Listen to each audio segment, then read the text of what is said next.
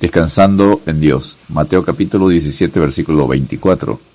Cuando llegaron a Capernaum, vinieron a Pedro los que cobraban las 2 dracmas y le dijeron: ¿Vuestro maestro no paga las 2 dracmas? Desde la confesión de Pedro que Jesús era Cristo, el Hijo del Dios viviente, el Señor empezó a anunciar directamente su muerte y resurrección. Y este mensaje le resultaba extraño y difícil de entender. Jesús lo seguirá anunciando con cierta frecuencia camino a Jerusalén. Luego, al llegar a Capernaum, enseñará sobre el obedecer las normas, leyes establecidas como lo son los impuestos. Pablo luego enseñaría sobre la responsabilidad del creyente como ciudadano civil, exhortando: pagad a todos los que debéis, al que tributo, tributo, al que impuesto, impuesto, al que respeto, respeto, al que honra, honra. Romanos 13, versículo 7.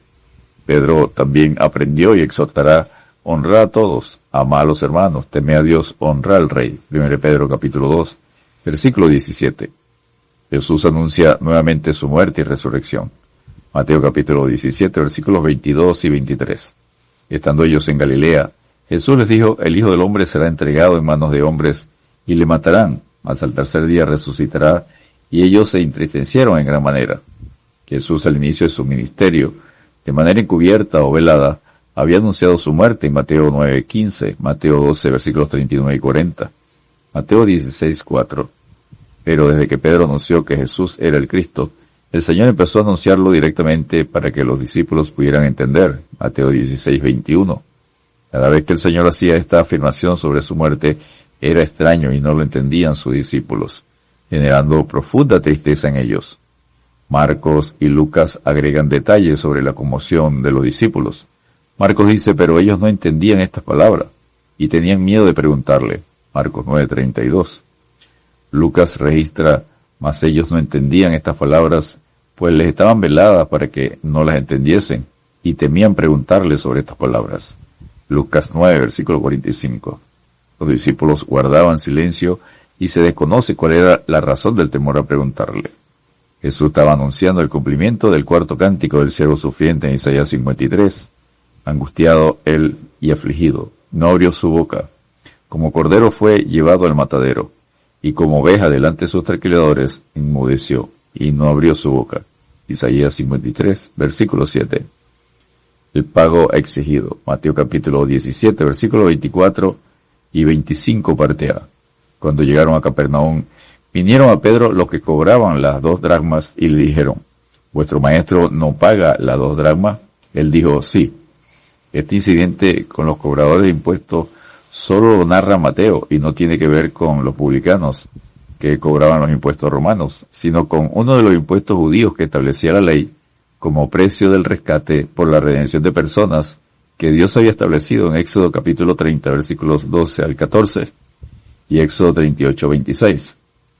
Recordemos que Mateo escribe para demostrar a los judíos que Jesús cumplió con la ley y las profecías del Mesías prometido.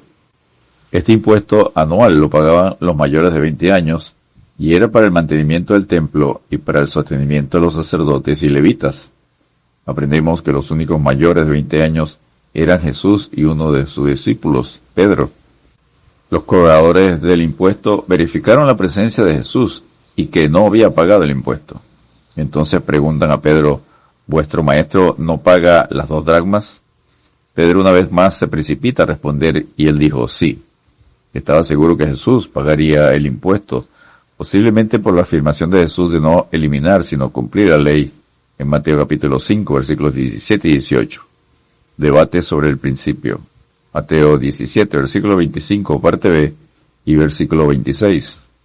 Y al entrar él en casa, Jesús le habló primero diciendo: ¿qué te parece, Simón?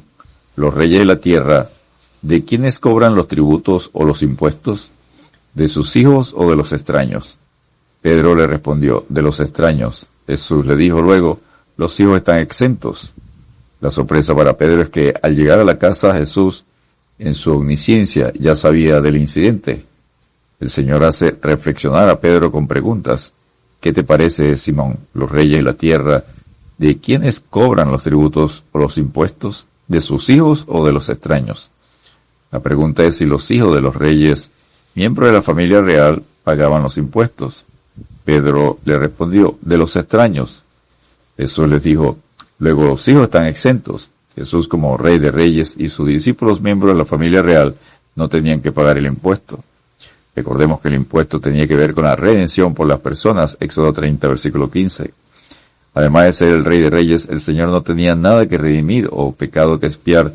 Sin embargo, se identificó en obediencia a la ley para pagar el impuesto. Y este es un ejemplo del Señor para los creyentes, que debemos obedecer las leyes civiles y apoyar el sostenimiento de los ministros y la obra de Dios. Pablo enseña que si el ministro siembra en los creyentes lo espiritual, es lógico que reciba de ellos la provisión material para el sostenimiento personal. Primera de Corintios, capítulo 9, versículo 11. La provisión entregada. Mateo capítulo 17, versículo 27.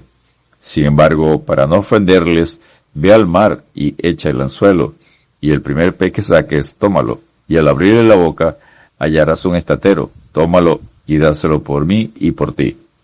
El Señor da instrucciones a Pedro para recibir a través de un milagro la provisión exacta para pagar el impuesto de ambos. El Señor pagaba como hombre, y Pedro pagaba por la gracia y provisión de Dios. Descansemos en Dios, porque ya conocéis la gracia de nuestro Señor Jesucristo, que por amor a vosotros se hizo pobre, siendo rico, para que vosotros con su pobreza fueseis enriquecidos. 2 Corintios capítulo 8, versículo 9. Dios te bendiga y te guarde.